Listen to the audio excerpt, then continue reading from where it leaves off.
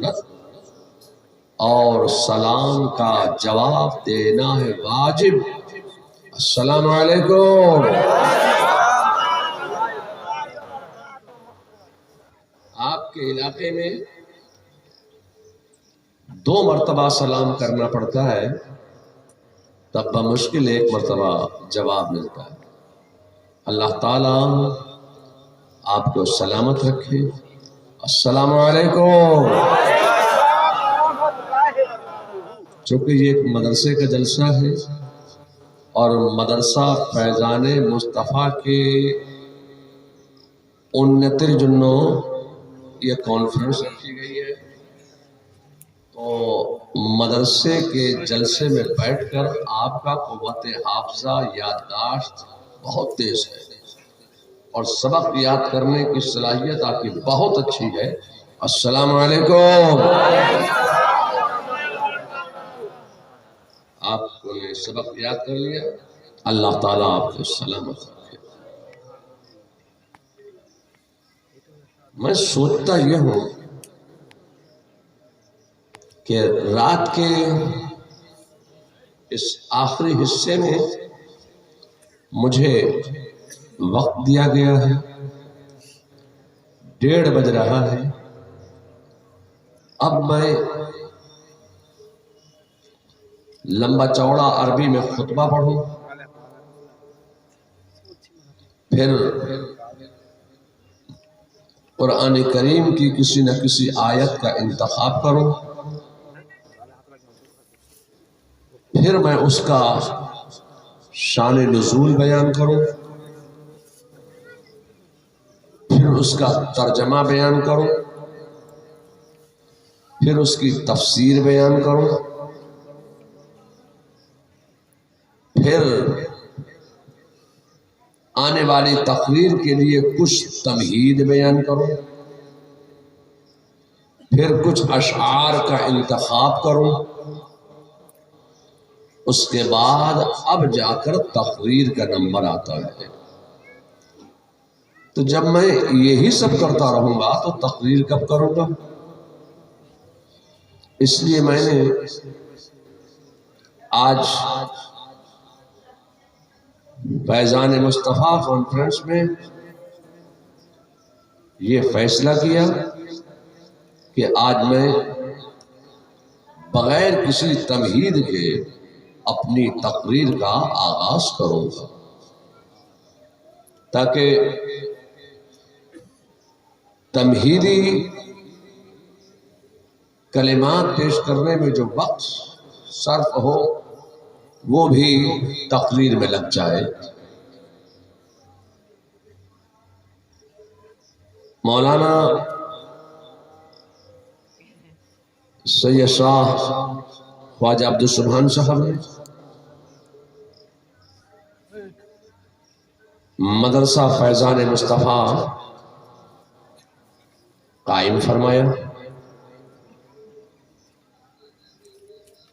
اور اس مدرسے کی انتی کے لیے، ترقی کے لیے، بقا کے لیے، استحکام کے لیے، عروج و ارتقاء کے لیے اس بزم محبت کو سجایا۔ آپ نے اس مدرسے کے لیے کچھ دیا اور میں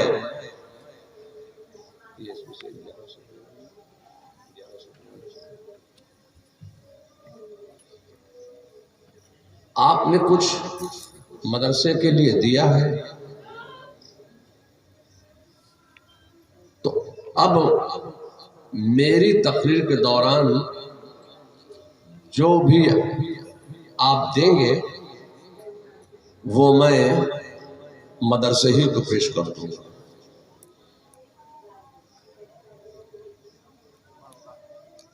دینے کی جب بات آئی تو حضور مفتی اعظم ہند کو آپ جانتے کہ نہیں جانتے؟ حضور مفتی اعظم ہند کو آپ جانتے ہیں نا؟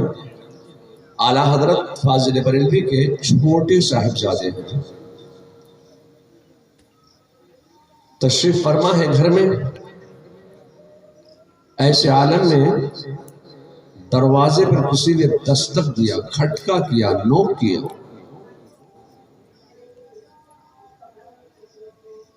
پوچھا کون ہے؟ معلوم ہوا کوئی سائل ہے۔ دینے میں کچھ دیر ہو گئی، دینے میں کچھ دیر ہوئی تو حضور مفتی اعظم ہند تشریف فرما بیٹھے ہیں۔ آپ نے دیکھا کہ دینے میں سائلوں کچھ گھر والوں نے دیر کر دی۔ بیٹھے بیٹھے فرمایا دیے کی روشنی محشر تک۔ کیا کہا؟ دیے کی روشنی محشر تک۔ کسی کی سمجھ میں یہ بات نہیں آئی کہ یہ دیے کی روشنی محشر تک، اس کا مطلب کیا ہے؟ لوگوں نے سمجھا کہ شب ولادت رسول ہمارے یہاں دیے جلائے جاتے ہیں۔ آپ کے یہاں بھی جلائے جاتے ہیں دیے؟ چھوٹے چھوٹے چراغ جلائے جاتے ہیں، سرسوں کے تیل سے روئی کے پھائے لگا کر بڑی محبت کے ساتھ، عقیدت کے ساتھ وہ شب ولادت رسول دیے جلاتے ہیں۔ اور 15 شعبان کو دیے روشن کرتے۔ تو سمجھ میں جب نہیں آیا تو کسی نے پوچھا حضور یہ جو ہم دیے روشن کرتے ہیں، دیے جلاتے ہیں، کیا اس دیے کی روشنی محشر میں نظر آئے گی؟ یہ حضور مفتی اعظم ہند سے سوال ہوا، کیا حضور اس دیے کی روشنی محشر میں نظر آئے گی؟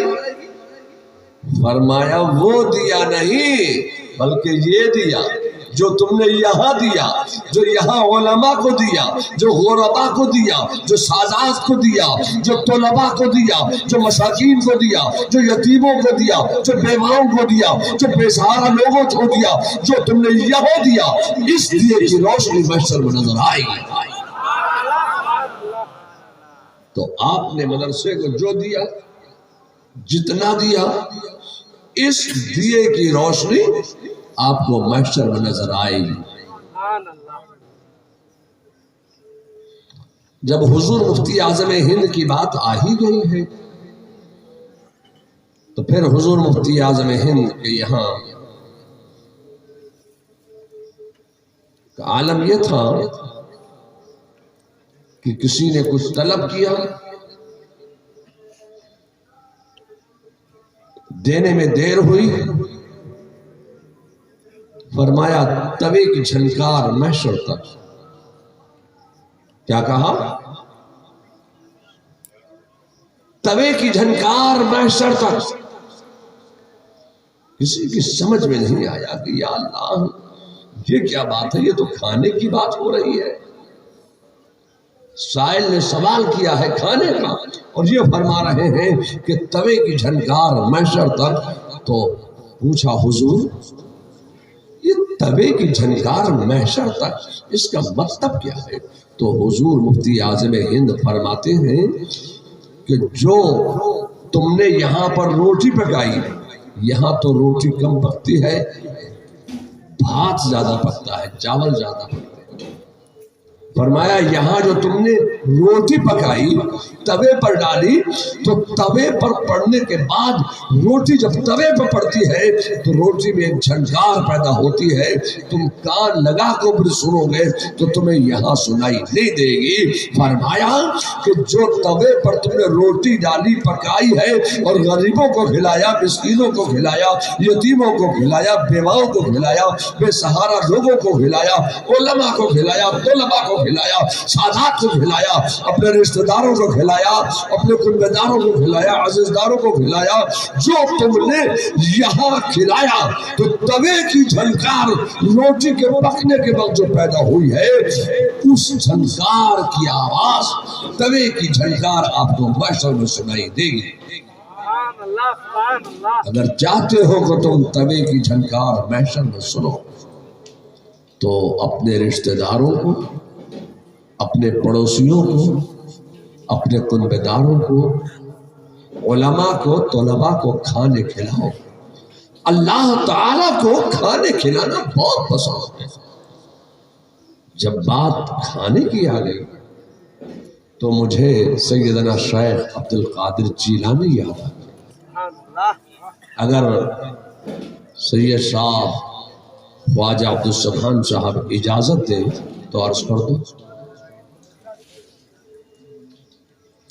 جب کھانے کی بات ہے، حضرت سیدنا شیخ عبد القادر جیلانی بغداد کے مدرسہ نظامیہ سے فارغ ہوئے۔ جب فراغت پائی تو آپ کے ذہن مبارک میں خیال پیدا ہوا کہ میں اپنے مدرسے کے طلباء کو، اپنے ساتھیوں کو، اپنے اساتذہ کو، اپنے مدرسے کے علماء کو کھانا کھلاؤں۔ بغداد کے تمام معززین کو کھانے کھلانے، بغداد کے تمام غریبوں کو، مسکینوں کو، یتیموں کو، بیواؤں کو، بے سہارا لوگوں کو، مسافرین کو، مہاجرین کو، سب کو میں کھانے کھلاؤں۔ چونکہ باہر سے تشریف لائے ہوئے ہیں، بغداد کوئی اپنا وطن نہیں ہے،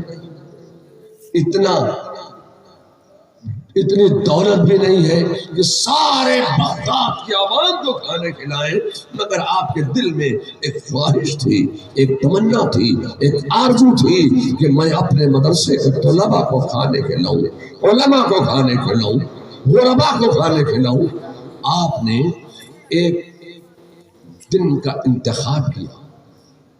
وہ دن کون سا دن تھا کہ آنے والی شب جو صبح آ رہی ہے، صبح صادق کو میرے مصطفیٰ جان رحمت صلی اللہ علیہ وسلم کی ولادت باسعادت ہوئی ہے، تو شب ولادت رسول کا انہوں نے انتخاب فرمایا اور بہترین کھانے پکوانے، تمام علماء کو، طلباء کو، غرباء کو، مساکین کو، یتیموں کو، بیواؤں کو، بے سہارا لوگوں کو، مسافروں کو، اور اپنے تمام رفقا کو جمع کیا، بغداد کے میدان میں دسترخوان بچھایا، کھانا کھلایا، بہترین کھانے کھلائے۔ اللہ کو سیدنا شیخ عبد القادر جیلانی کی یہ ادا اتنی پسند آئی، اتنی پسند آئی، اتنی پسند آئی کہ سیدنا شیخ عبد القادر جیلانی پر رحمت اور برکت کا ایسا نزول ہوا ہے کہ خدا کی قسم سیدنا شیخ عبد القادر جیلانی نے بغداد میں جو آج سے تقریباً 950 سال پہلے، 870 سال پہلے جو دسترخوان بچھایا تھا، خدا کی قسم وہ دسترخوان آج بھی لگا ہوا ہے۔ آج بھی آپ کے دسترخوان پر ہزاروں لوگ روزانہ کھانا کھاتے ہیں اور رخصت ہو جاتے ہیں، روزانہ آپ کا دسترخوان بچتا ہے۔ وہ دسترخوان جو 950 سال پہلے لگایا تھا، آج بھی وہ دسترخوان جاری ہے، اس دسترخوان پر آج بھی لوگ کھانے کھا رہے ہیں۔ ہزاروں نہیں بلکہ بعض دن تو ایسے ہوتے ہیں کہ جب 10,000 لوگ آپ کے دسترخوان سے بیٹھ کر کھانے تناول فرماتے ہیں۔ اللہ کو کھانے کھلانا یہ ادا بہت پسند ہے۔ ایسی رحمتوں، نور کا اور ایسی برکتوں کا نزول فرمایا اللہ تبارک و تعالیٰ نے کہ پورے بغداد ہی میں نہیں بلکہ پورے عراق میں سیدنا شیخ عبد القادر جیلانی سے بڑا کوئی تاجر نہیں تھا، ان سے بڑا کوئی بزنس مین نہیں۔ اے لوگوں، اگر تم چاہتے ہو کہ تمہارا غربت و افلاس دور ہو جائے، تنگ دستی دور ہو جائے، غربا کو کھانے کھلاؤ، مساکین کو کھانے کھلاؤ، یتیموں کو کھانے کھلاؤ، بیواؤں کو کھانے کھلاؤ، اپنے رشتہ داروں کو کھانے کھلاؤ، کنبے داروں کو کھانے کھلاؤ، عزیز داروں کو کھانے کھلاؤ، اپنے رفقا کو کھانے کھلاؤ، اپنے پڑوسیوں کو کھانے کھلاؤ، سادات کرام کو بلاؤ کھانے کھلاؤ، طلباء کو مدارس کو بلاؤ کھانے کھلاؤ، علماء کو کھانے کھلاؤ۔ اللہ تبارک و تعالیٰ کو کھانے کھلانا یہ ادا بہت پسند ہے۔ لوگوں تمہاری غربت و افلاس بھی دور ہو جائے گا، تمہاری تندرستی بھی دور ہو جائے گی۔ لوگوں، میں نے کوئی خطبہ نہیں پڑھا، خطبہ تو مولانا شریف القادری صاحب، شریف الحق صاحب نے پڑھ ہی دیا، خطبہ ان کا تقریر میں سنیے۔ جب حضور مفتی اعظم ہند کی بات آئی تو مجھے ایک بات یاد آ گئی۔ ہم لوگ حضور مفتی اعظم ہند کو اس لیے نہیں مانتے کہ وہ ہمارے نانا تھے، دادا تھے، پردادا تھے، اعلیٰ حضرت کو اس لیے نہیں مانتے، بلکہ اعلیٰ حضرت کو، مفتی اعظم ہند کو خدا کی قسم ہم اس لیے مانتے ہیں کہ اعلیٰ حضرت فاضل بریلوی اور مفتی اعظم ہند یہ وہ مقدس ذات ہے کہ جن کی مقدس بارگاہ سے ہمارے اسلام و ایمان و عقیدے کی حفاظت ہوتی ہے۔ اللہ اکبر، اللہ اکبر، یا رسول اللہ، زندہ باد۔ میں نے ایک مرتبہ سفر کیا امریکہ کا، مجھے صرف جمعہ پڑھانے کے لیے اوہائیو، ایک بہت دور دراز امریکہ کا علاقہ ہے، نیو یارک سے تقریباً 6 گھنٹے کا فلائٹ کا سفر ہے، بہت دور دراز، اوہائیو، کولمبیا، وہاں مجھے جمعہ پڑھانے کے لیے بلایا گیا۔ تو میں نے دیکھا کہ مسجد میں ایک بڑے موٹے تازے کبیر الجثہ ایک عالم بیٹھے ہیں۔ مجھے دیکھ کر فرمایا کہ صاحبزادے صاحب، ہم نے آپ کو اس لیے یہاں بلایا ہے کہ آج جمعہ آپ یہاں پڑھا دیجیے۔ تو میں نے کہا اتنی دور سے آپ نے صرف جمعہ پڑھانے کے لیے بلایا؟ میں نے حضور آپ کا خطبہ ہونا ہے، آپ کی تقریر ہونا ہے۔ ٹھیک ہے، ہم نے تقریر کی، جمعے کا خطبہ دیا، نماز پڑھائی، نماز کے بعد دعا ہوئی۔ تو میں نے، چونکہ بہت ہی بڑے عالم نظر آ رہے تھے، تو میں نے ان سے عرض کیا کہ آپ دعا فرمائیے۔ تو انہوں نے میری طرف اشارہ کیا کہ آپ ہی دعا کیجیے۔ میں نے دعا کی، نماز کے بعد سنتیں ہوئی، سنتوں کے بعد وہاں کا طریقہ یہ ہے اہل سنت و جماعت کا کہ دعائے ثانی ہوتی ہے۔ دعائے ثانی کے لیے میں نے پھر ان کی طرف اشارہ کیا کہ آپ دعا کیجئے، انہوں نے پھر میرے طرف اشارہ کر دیا، نہیں حضور آپ ہی دعا کیجئے۔ میں نے دعائے ثانی کر دی۔ اس کے بعد صلاۃ و سلام کے نذرانے پیش ہوئے، نذرانے درود و سلام کے بعد پھر دعا کے لیے جب ہاتھ اٹھائے تو میں نے ان کی طرف اشارہ کیا کہ آپ دعا کی۔ بہرحال اب میں بھاری پڑ گیا، انہوں نے دعا کی، اب ان کی دعا سنو۔ دعا آپ بھی کرتے ہیں، دعا ہم بھی کرتے ہیں، اور دعا امریکہ میں، اوہائیو میں وہ عالم دین بھی کر رہے ہیں۔ اب ان کی دعا سنیے۔ انہوں نے دعا کی، اور دعا میں انہوں نے جانتے ہو کیا کہا؟ دعا کرتے کرتے انہوں نے کہا اے اللہ، میری آنکھوں میں ایک امانت رکھی ہوئی ہے، اس امانت کی برکت ہے میری دعاؤں کو قبول فرما لے۔ سب نے آمین کہا، روٹین میں ہم نے بھی آمین کہہ دی۔ مگر میرے ذہن میں کھٹک پیدا ہوئی، یا اللہ، وہ کون سی امانت ان کی آنکھ میں ہے جو ہماری آنکھ میں نہیں ہے؟ کھانے کے لیے دوپہر میں جمعے کے بعد جب ایک مکان پر پہنچے تو وہاں مجھ سے رہا نہیں گیا، میں نے ان سے سوال کیا کہ آپ نے دعا بہت اچھی کی، مگر دعا میں جو آپ نے یہ فرمایا کہ اے اللہ، میری آنکھوں میں ایک امانت رکھی ہوئی ہے، اسی امانت کی برکت سے میری دعاؤں کو قبول فرما لے، تو وہ آپ کی آنکھوں میں امانت کون سی ہے؟ آپ نے حج کیا ہے، خانہ کعبہ اگر آپ کی آنکھوں میں امانت کے طور پر رکھا ہوا ہے تو وہ تو ہماری آنکھوں میں بھی رکھا ہوا ہے۔ اگر آپ نے گنبد خضرا کی زیارت کی ہے، آپ مدینہ شریف گئے ہیں، تو گنبد خضرا اگر امانت کے طور پر آپ کی آنکھوں میں موجود ہے تو خدا کی قسم گنبد خضرا کی عظمتیں تو ہماری آنکھوں میں بھی امانت کے طور پر موجود ہے، مگر وہ کون سی امانت امانت ہے جو آپ کی آنکھوں میں ہے اور ہماری آنکھ میں نہیں ہے؟ وہ کون سی امانت ہے؟ تو انہوں نے جواب دیا، کہا صاحبزادے صاحب، میں ایک مرتبہ ہندوستان گیا تھا، جب میں ہندوستان گیا بمبئی ایئرپورٹ پر اترا تو باہر جو لوگ مجھے لینے کے لیے آئے تھے سب سے پہلا نام انہوں نے میرے سامنے لیا، مفتی اعظم، مفتی اعظم، مفتی اعظم۔ پھر میں بمبئی سے حیدرآباد گیا، وہاں جب لوگوں سے ملاقات ہوئی تو سب سے پہلے انہوں نے مفتی اعظم کا نام لیا اور مفتی اعظم ہند کا میرے سامنے ذکر کیا۔ میرے ذہن میں خیال پیدا ہوا، یا اللہ یہ مفتی اعظم کون ہے؟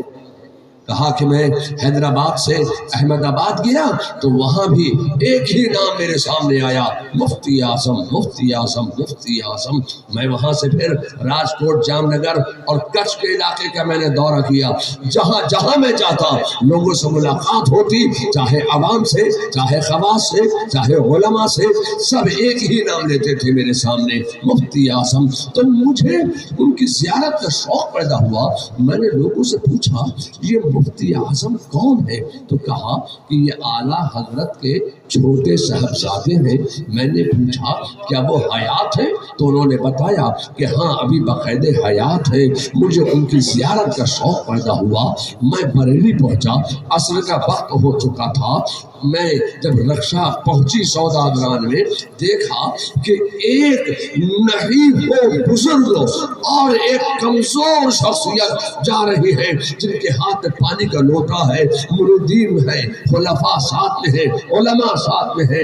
میں ان کا حلیہ دیکھ کر پہچان گیا کہ یہی وہ شخصیت ہے جن کے بارے میں جن کا حلیہ مجھے بتایا گیا ہے۔ میں ان کے پیچھے پیچھے ہو لیا، وہ مسجد میں داخل ہوئے، مسجد کے وضو خانے میں بیٹھ کر انہوں نے گھر سے لائے ہوئے پانی سے بیٹھ کر وضو فرمایا اور ایک قطرہ پانی خارج مسجد سکھایا اور سیدھے قدم سے مسجد شریف میں داخل ہوئے، اور جتنی صفیں پڑتی گئی مسجد میں ہر صف پر مفتی اعظم کا سیدھا قدم پڑتا تھا، یہاں تک کہ وہ پہلی صف میں داخل ہو گئے اور پہلی صف میں جب داخل ہوئے تو ان کا سیدھا پیر پہلی صف میں پڑا ہے۔ اب میں آپ کہنا چاہتا ہوں نماز ہو گئی، نماز کے بعد لوگ ان سے مرید ہوئے، میں بھی ان سے مرید ہو گیا، واپس میں امریکہ آ گیا۔ اس کے بعد مجھے کبھی ہندوستان جانے کا موقع نہیں ملا۔ میں نے بس پہلی اور آخری مرتبہ مفتی اعظم ہند کو دیکھا تھا، ان کا چہرہ میری آنکھوں میں امانت کے طور پر رکھا ہوا ہے۔ جب میری دعائیں قبول نہیں ہوتی ہے تو میں اللہ تبارک و تعالیٰ کی بارگاہ میں عرض کرتا ہوں، اے مالک مولا، جو چہرہ مفتی اعظم کا امانت کے طور پر میری آنکھوں میں رکھا ہوا ہے، اسی امانت کی برکت سے میری دعاؤں کو قبول فرما لے تو میری دعائیں بارگاہ الہی میں باب اجابت میں ٹکرا جاتی ہے، قبول ہو جاتی ہے۔ سبحان اللہ، سبحان اللہ۔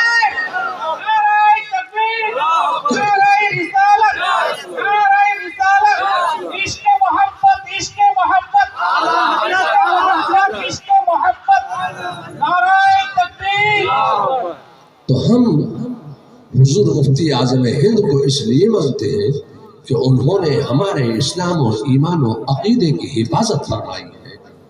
لوگوں چونکہ وقت کافی ہو گیا اور مجھے اس مدرسے کے تعلق سے کچھ عرض کرنا ہے۔ مولانا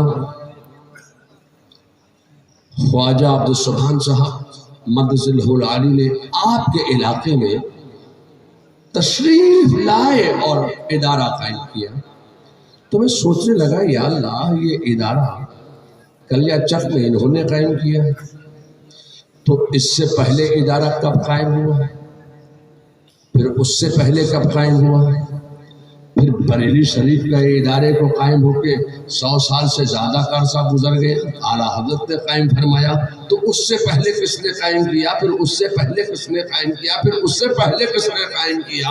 تو میں آپ سے کہنا چاہتا ہوں کہ صبح تک کہتے چلے جاؤ اس سے پہلے، اس سے پہلے، اس سے پہلے، اس سے پہلے، تب شاید کہیں اس پہلے مدرسے تک تم پہنچ پاؤ جو پہلا مدرسہ روئے زمین پر قائم ہوا تھا۔ آج میں اس پہلے مدرسے کی بات کرنا چاہتا ہوں۔ میرے مصطفیٰ جان رحمت صلی اللہ علیہ وسلم مکہ میں پیدا ہوئے، مکہ میں پلے، مکہ میں بڑھے، مکہ میں رہے، اور مکہ ہی سے غلغلہ اسلام بلند فرمایا، اور مکہ ہی میں اعلان نبوت فرمایا، اور مکہ ہی کے میدان سے دعوت اسلام دی۔ میرے مصطفیٰ جان رحمت صلی اللہ علیہ وسلم نے مکہ کے میدان سے پرچم اسلام بلند فرمایا۔ سب سے پہلے رسول اللہ کی دعوت اسلام پیش کرنے پر سب سے پہلے بچوں نے، ایک 8 سال کے بچے نے اسلام قبول کیا۔ جانتے ہو اس بچے کا نام کیا تھا؟ اس بچے کا نام تھا علی۔ نبی نے جو پیغام دیا، علی نے اس پیغام کو قبول کر لیا۔ میرے مصطفیٰ کا کمال یہ تھا، معجزہ یہ تھا کہ جب دعوت اسلام پیش فرماتے تب کوئی نہ کوئی حلقہ بگوش اسلام ضرور ہو جاتا۔ پھر میرے مصطفیٰ نے دعوت اسلام دی، کچھ اور شامل اسلام ہو گئے۔ اب مکہ شریف میں ہر 4 جانب اسلام اسلام اسلام اور اسلام، پھر اسلام اور اسلامی اسلام نظر آنے لگا۔ جب ہر 4 جانب مکہ میں اسلام نظر آنے لگا تو مخالفین اسلام، غداران اسلام، باغیان اسلام اور گستاخان رسول نے میرے مصطفیٰ جان رحمت صلی اللہ علیہ وسلم پر اتنے ظلم و ستم کیے کہ اللہ کا حکم آ گیا کہ ہجرت فرمائیے۔ میرے مصطفیٰ جان رحمت صلی اللہ علیہ وسلم نے اپنے وطن سے ہجرت فرمائی۔ کہاں جا رہے ہیں؟ یثرب کی سرزمین پر جا رہے ہیں۔ وہ یثرب جو بیماریوں کا گھر تھا، میرے مصطفیٰ جان رحمت صلی اللہ علیہ وسلم کا قدم ناز پڑ گیا تو یثرب کی تقدیر کو بدل گیا۔ مصطفیٰ یثرب میں آئے، اب یثرب نہ رہا، یثرب کی تقدیر بدل گئی۔ یثرب خوشگوار ہواؤں کا ماحول بن کر مدینہ بن گیا۔ میں آپ سے کہنا چاہتا ہوں کہ مصطفیٰ کا قدم ناز جب یثرب کی سرزمین پر پڑ جائے تو یثرب کو مدینہ بناتا چلا جائے۔ مصطفیٰ جب یثرب میں آئے تو یثرب مدینہ ہو جائے۔ مصطفیٰ جب یثرب میں آئے تو یثرب کو مدینہ بنائے۔ میں آپ سے کہنا چاہتا ہوں کہ مصطفیٰ جب مومن کے سینے میں آئے تو مومن کا سینہ بھی مدینہ ہو جائے۔ جب تم نے اپنا سینہ بنا لیا مصطفیٰ کی محبت کا مدینہ تو اب اس میں نہ ہوگا بغض اور کینہ، اس لیے کہ تم نے اپنا سینہ بنا لیا ہے مصطفیٰ کی محبت کا مدینہ۔ اور جب تمہارا سینہ بن گیا مصطفیٰ کی محبت کا مدینہ تو یہ کیوں کہتے ہو کہ وہ مدینہ عرب میں ہے؟ یہ کہو کہ مدینے والے کو جہاں یاد کیا جائے وہ وہاں موجود ہے۔ اب تم کلیا چک میں یاد کر رہے ہو تو مصطفیٰ کلیا چک میں موجود ہے۔ مصطفیٰ کو تم مالدہ میں یاد کر رہے ہو تو مصطفیٰ مالدہ میں موجود ہے۔ مصطفیٰ کو تم دیناج پور میں یاد کر رہے ہو، مصطفیٰ وہاں موجود ہے۔ مصطفیٰ کو تم پورے بنگال میں بیک وقت یاد کر رہے ہو، مصطفیٰ پورے بنگال میں موجود ہے۔ بہار میں یاد کر رہے ہو، مصطفیٰ بہار میں موجود ہے۔ مصطفیٰ کو پورے ہندوستان میں یاد کر رہے ہو، مصطفیٰ ہندوستان میں موجود ہے۔ مصطفیٰ کو تم عربستان میں یاد کر رہے ہو، مصطفیٰ عربستان میں موجود ہے۔ مصطفیٰ کو تم قبرستان میں یاد کر رہے ہو تو قبرستان میں موجود ہے۔ مصطفیٰ کو تم جہاں یاد کرو گے وہ وہاں موجود ہیں۔ ہواؤں میں یاد کرو تو ہواؤں میں موجود، خلاؤں میں یاد کرو تو خلاؤں میں موجود، فضاؤں میں یاد کرو تو فضاؤں میں موجود، دریاؤں میں یاد کرو تو دریاؤں میں موجود، صحراؤں میں یاد کرو تو صحراؤں میں موجود، مکانوں میں یاد کرو تو مکانوں میں موجود، دکانوں میں یاد کرو تو دکانوں میں موجود، میدانوں میں یاد کرو تو میدانوں میں موجود، زمین پہ یاد کرو تو زمین پہ موجود، اور زمین میں یاد کرو تو زمین میں موجود۔ مصطفیٰ کو تم جہاں یاد کرو گے وہ وہاں موجود ہیں۔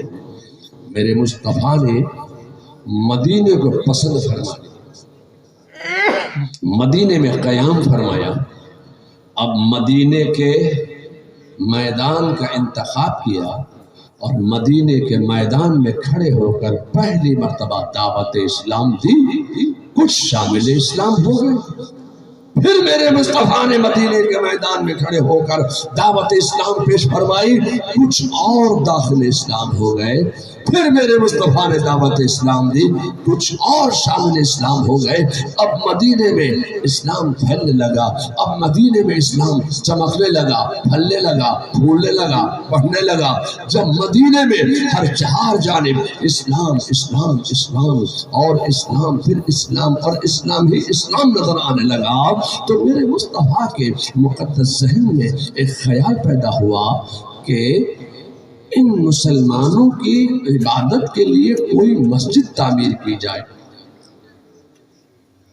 تو حضرت مولا کائنات علی مرتضیٰ سے فرمایا میرے مصطفیٰ نے، اے علی، میرے ذہن میں ایک مسجد بنانے کا ارادہ ہے، وہ مسجد کیسی ہونی چاہیے، اس مسجد کا نقشہ آپ بنائیے۔ حضرت مولا کائنات علی مرتضیٰ شیر خدا نے چند ایام میں ایک نقشہ تیار کیا، اس نقشے پر ایک مسجد بن گئی۔ اس مسجد کا نام صحابہ کرام نے مسجد نبوی شریف رکھا۔ ایک خوبصورت مسجد اس دور کی تعمیر ہوئی۔ جانثاروں نے سوال کیا، اے علی، تم نے اتنی خوبصورت مسجد کا نقشہ کیسے بنا لیا؟ ایسی مسجد تم نے کہاں دیکھی؟ یہ کیسی مسجد، اتنا خوبصورت نقشہ آپ نے کیسے تیار کر لیا؟ تو حضرت علی کا جواب سنو۔ حضرت مولا کائنات فرماتے ہیں کہ میں نے اس مسجد کا نقشہ بیت المعمور کی مسجد کے نقشے پر تیار کیا ہے۔ آسمان دنیا پر بیت المعمور کی مسجد کے نقشے پر میں نے اس مسجد کا نقشہ تیار کیا ہے۔ لوگوں، میں آپ سے چاہتا ہوں، حضرت مولا کائنات کی نظر کا عالم یہ تھا کہ بیٹھے ہیں مدینے میں اور آسمان دنیا پر بیت المعمور کی مسجد کے نقشے پر مسجد نبوی کے نقشہ تیار فرما رہے ہیں۔ یہ حضرت مولا کائنات کی نظر کا کمال تھا۔ میں آپ سے کہنا چاہتا ہوں کہ لوگوں، نقشہ تو مسجد کا تیار ہو گیا، محراب بھی بن گئی، مسجد بھی بن گئی، مگر مسجد میں منبر حضرت مولا کائنات نے نہیں بنایا، نقشے میں منبر نہیں تھا۔ میرے مصطفیٰ ایک لکڑی کے ستون سے ٹیک لگا کر خطبہ ارشاد فرماتے تھے۔ ایک خاتون نے دیکھا، ایک رسول اللہ کی صحابیہ نے دیکھا، ایک جانثار صحابیہ نے دیکھا کہ رسول اللہ صلی اللہ علیہ وسلم ایک لکڑی کے ستون سے ٹیک لگا کر خطبہ دے رہے ہیں۔ تو اس خاتون نے رسول اللہ کی بارگاہ میں عرض کیا، کہا حضور، اگر آپ مجھے اجازت دیں تو میں ایک منبر بنوا دوں، آپ اس منبر پر بیٹھ کر خطبہ ارشاد فرمایا کریں۔ میرے مصطفیٰ نے اجازت دے دی۔ اس اسلام کی مقدس خاتون نے رسول اللہ کی اس صحابیہ نے ایک خوبصورت لکڑی کا منبر تیار کر کے رسول اللہ کی بارگاہ میں پیش کیا۔ رسول اللہ نے اس منبر شریف کو محراب کے قریب جگہ عطا فرما دی۔ اب جو آج آپ مسجدوں میں منبر دیکھتے ہیں، اسلام کی ترقی و بقا اور استحکام کے لیے صرف مردوں ہی نے اپنی اپنی قربانیاں پیش نہیں کی ہیں، صرف صحابہ نے اپنی قربانیاں ہی نہیں دی ہیں، بلکہ اسلام کی ترقی و بقا اور استحکام کے لیے عورتوں نے بھی اپنی اپنی قربانیاں پیش فرمائی ہیں۔ آج یہ مسجد میں جو منبر آپ دیکھ رہے ہیں، یہ رسول اللہ کی ایک صحابیہ کی یادگار وہ مسجد بن کر تیار ہو گئی۔ اب مسجد نبوی کے فرش سے، مسجد نبوی کے محراب و منبر سے میرے مصطفیٰ دعوت اسلام پیش فرما رہے ہیں۔ جب مدینے میں خوب اسلام پھیل گیا تو رسول اللہ کے ذہن مبارک میں ایک خیال پیدا ہوا کہ ان مسلمانوں کی ایجوکیشن کے لیے، ان مسلمانوں کی لٹریسی کے لیے، ان مسلمانوں کی تعلیم کے لیے، ان مسلمانوں کے علم حاصل کرنے کے لیے کوئی اسکول بھی قائم کیا جائے، کوئی کالج قائم کیا جائے، کوئی یونیورسٹی قائم کی جائے، کوئی ادارہ قائم کیا جائے، کوئی مدرسہ قائم کیا جائے، کوئی جامعہ قائم کیا جائے، کوئی دارالعلوم قائم کیا جائے۔ تو میرے مصطفیٰ جان رحمت صلی اللہ علیہ وسلم نے صرف یہی نہیں کہ پیغام دیا کہ علم حاصل کرو، ایجوکیشن حاصل کرو، اپنا جہل دور کرو، صرف پیغام ہی نہیں دیا ہے کہ علم حاصل کرو، بلکہ میرے مصطفیٰ نے سب سے پہلے روئے زمین پر تعلیم کا پیغام دیا تھا۔ پیغام ہی نہیں بلکہ ایک مدرسہ قائم فرمایا، ایک کالج قائم فرمایا، ایک دارالعلوم قائم فرمایا۔ اپنے کاشانہ اقدس کے سامنے ایک چبوترے پر ایک مدرسے کی بنیاد رکھی، مدرسہ قائم ہو گیا۔ اے لوگوں، میں آپ سے کہنا چاہتا ہوں کہ تم اس نبی کے امتی ہو، تم اس رسول کے ماننے والے ہو، تم اس نبی کا کلمہ پڑھنے والے ہو جس نبی نے روئے زمین پر سب سے پہلے ایجوکیشن کا پیغام دیا تھا۔ اے لوگوں، تعلیم حاصل کرو، علم حاصل کرو۔ تم اس نبی کی امتی ہو جس نے تعلیم حاصل کرنے کے لیے دارالعلوم قائم فرمایا تھا، اور وہ مدرسہ قائم ہو گیا۔ ایک چبوترے پر ایک مدرسہ قائم ہوا۔ روئے زمین پر سب سے پہلا یہ دارالعلوم ہے، سب سے پہلا یہ جامعہ ہے، سب سے پہلے میرے مصطفیٰ نے یہ دارالعلوم قائم فرمایا ہے، یہ مدرسہ قائم فرمایا ہے، یہ دینی پلیٹ فارم قائم فرمایا ہے، یہ ادارہ قائم فرمایا ہے۔ اے لوگوں، میں آپ سے کہنا چاہتا ہوں، مدرسہ قائم ہو گیا، کالج قائم ہو گیا، اسکول بن گیا، دارالعلوم قائم ہو گیا، شعبان گزر گیا، کوئی پڑھنے کے لیے نہیں آیا، رمضان پورا گزر گیا، کوئی پڑھنے کے لیے نہیں آیا، کوئی طالب علم نہیں آیا، کوئی اسٹوڈنٹ نہیں آیا، کسی نے اپنا نام نہیں لکھوایا، پہلی شوال بھی آ گئی، کوئی طالب علم نہیں، 5 شعبان ہو گئی، کوئی طالب علم نہیں، 6 شعبان ہو گئی، کوئی طالب علم نہیں، کوئی اسٹوڈنٹ نہیں، کسی نے اپنا نام نہیں لکھوایا۔ 8 شعبان ہو گئے، 8 شوال ہو گئی، 9 شوال ہو گئی، کوئی طالب علم نہیں، کوئی اسٹوڈنٹ نہیں، 10 شوال آ گئی۔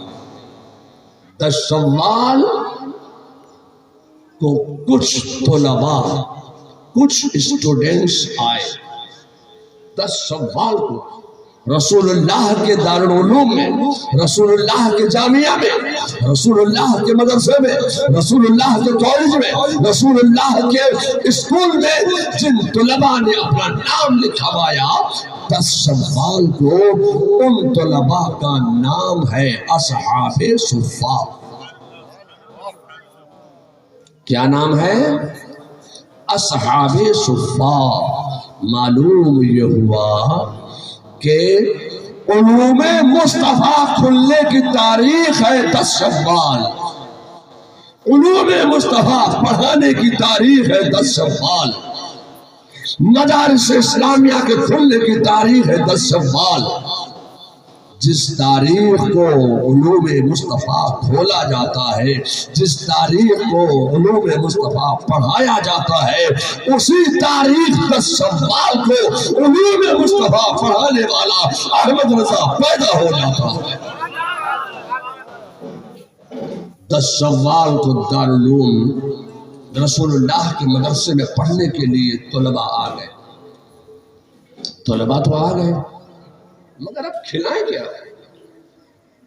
مدرسے میں، بورڈنگ میں، دارالاقامہ میں سب سے بڑا مسئلہ کھانے کا ہوتا ہے، کھلائیں کیا؟